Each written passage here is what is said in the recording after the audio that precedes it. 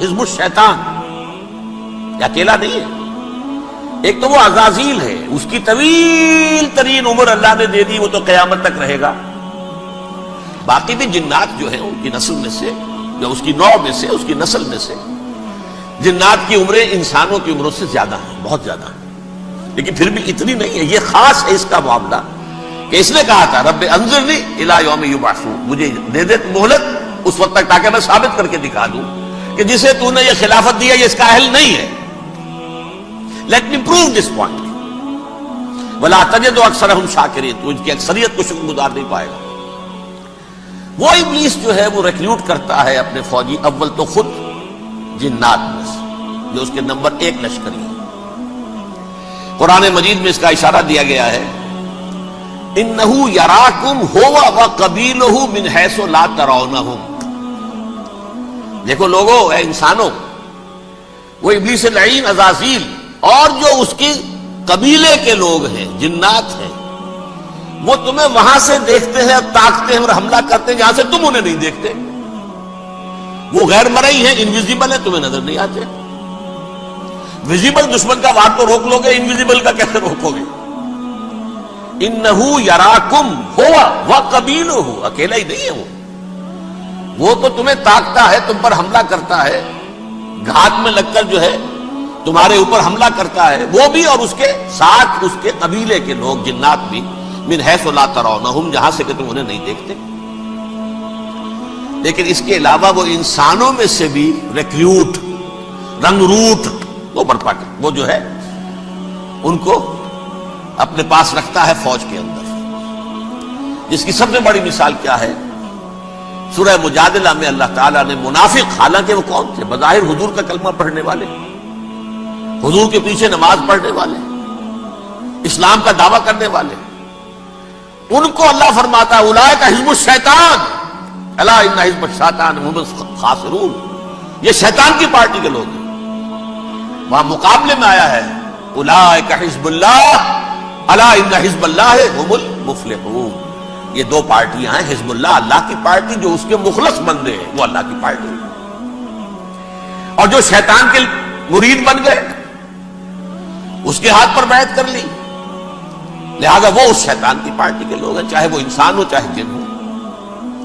تو انسانوں میں سے بھی اس کے حزب میں، اس کی پارٹی میں اس کے ایجنٹ ہیں اور بہت ہیں، بلکہ بہت سے تو ایسے ہیں کہ جو جنات کے بھی کان قطر دیں، ان کو بھی شیطنت سکھا دیں، پڑھا دیں. لیکن اب ایک بات سمجھیے،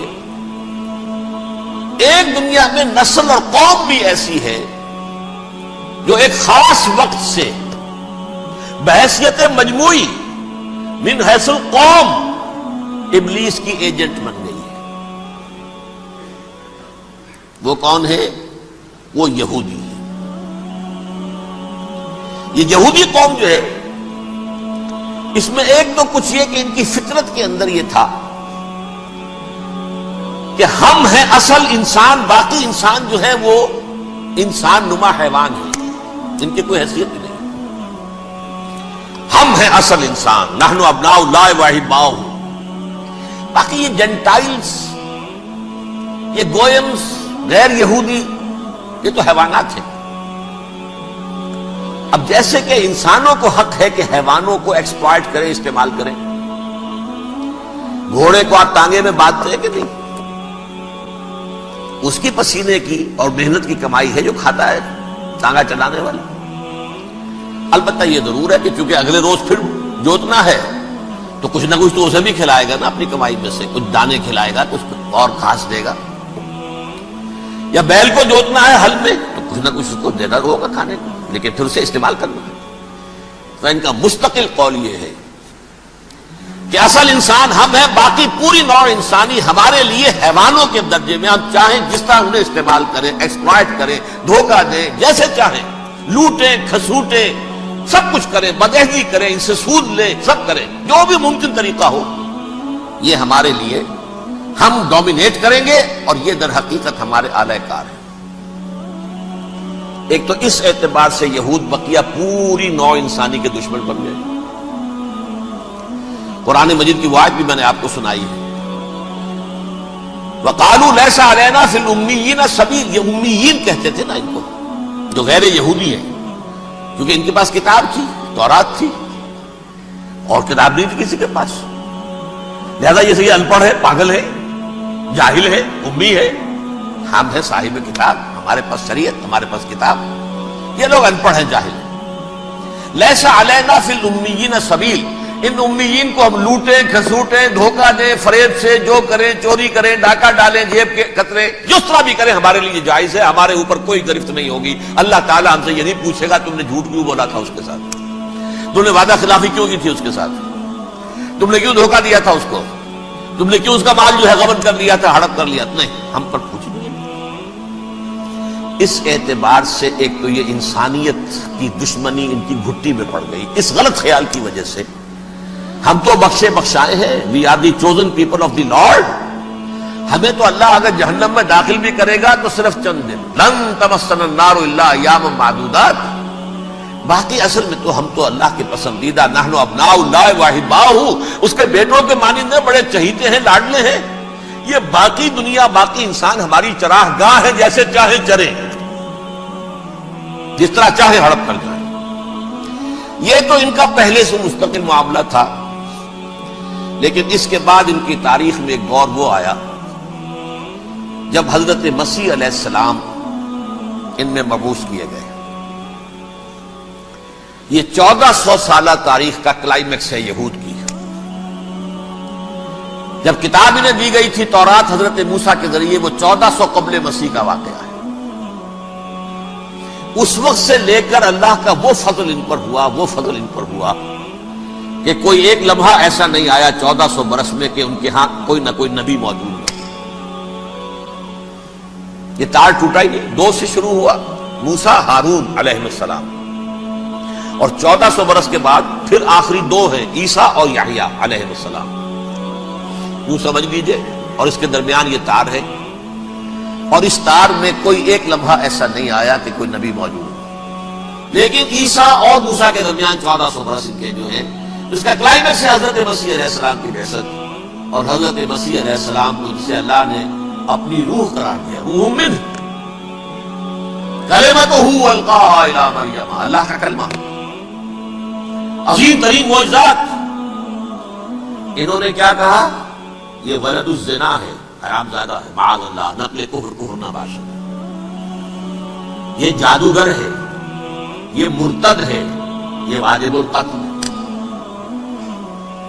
اصل حکومت اس وقت حکومتوں کی تھی، حکومت، لیکن انہوں نے انہیں آٹونومی دے رکھی تھی، اپنے مذہبی معاملات تم خود طے کر سکتے۔ تو کائفاس جو اس وقت کا ان کا ہیڈ ربائی تھا سب سے بڑا، اس کی عدالت نے فیصلہ کیا مسیح کو سولی چڑھا دیا جائے۔ پائلیٹس پونٹس، اس کے پاس ان کے الطاف پہنچ گئے، یہ ہمارا مجرم ہے مذہبی، یہ مرتد ہے، یہ کافر ہے، یہ جادوگر ہے، یہ واجب القتل ہے، اسے قتل کرو، سولی چڑھا دو۔ خیر وہ لمبی بات ہو جائے گی، اس نے تو اپنے ہاتھ دھوئے کہ صاحب ہمارے پاس کوئی جرم نہیں ہے اس کے خلاف، تم کہتے تو ٹھیک ہے، سولی چڑھا دیتے۔ یہ دوسری بات ہے کہ اللہ نے حضرت مسیح کو اٹھا لیا آسمان پر، ان کی جگہ وہ شخص سولی چڑھا جس نے غداری کر کے گرفتار کروایا تھا، جوڈاس اسکیریوٹ، اس کی شکل اللہ نے بدل دی حضرت مسیح کی سی، اور حضرت مسیح کو فرشتے اٹھا کے اوپر لے گئے، وہ زندہ آسمان پر اٹھا لیے گئے۔ اور یہ ساری تفاصیل نہ قرآن میں ہے نہ حدیث میں ہے، یہ انجیل میں ہے، لیکن انجیل کون سی؟ برناباس کی انجیل، gospel of the Lord according to Saint Barnabas. یہ حواریین مسیح میں سے تھے، لیکن عیسائی ان کو تسلیم نہیں کرتے، ان کی بائبل کو صحیح نہیں مانتے، کینونیکل نہیں مانتے۔ 100 انجیلیں تھی، 104 تھی، جن میں سے 4 چنی ہیں انہوں نے، یہ متی اور جان اور مرکس مارکس، یہ ہے، تو یہ 4 انجیلیں ہیں، انہوں نے تسلیم کی کہ یہ کینونیکلز ہیں، یہ تو ہے حقیقی، باقی جو ہے 100 اس کو وہ تسلیم نہیں کرتے۔ ان میں سے ایک ہے یہ برناباس، اس میں یہ تفصیل ہے کہ اللہ تعالیٰ نے اس شخص کی، یوڈاس کی، یہودا اس کو انگریزی میں کہتے ہیں، اس کی شکل بدل دی حضرت مسیح کی سی، وہ گرفتار ہوا، وہ سولی چڑھا، وہ غدار تھا، غداری کی سزا اسے ملنی تھی، وہ مل گئی۔ حضرت مسیح کو فرشتے 4 اٹھ رہے ہیں، جس کوٹڑی میں حضرت مسیح مقیم تھے، ایک باغ کے اندر وہ گوشت تھے، اس کی چھت پھٹی ہے، 4 فرشتے آئے ہیں، حضرت مسیح کو اٹھا کر لے گئے ہیں، فصد برابر ہو گئی ہے، اس کے بعد وہ شخص پکڑا گیا۔ رب رب کر دے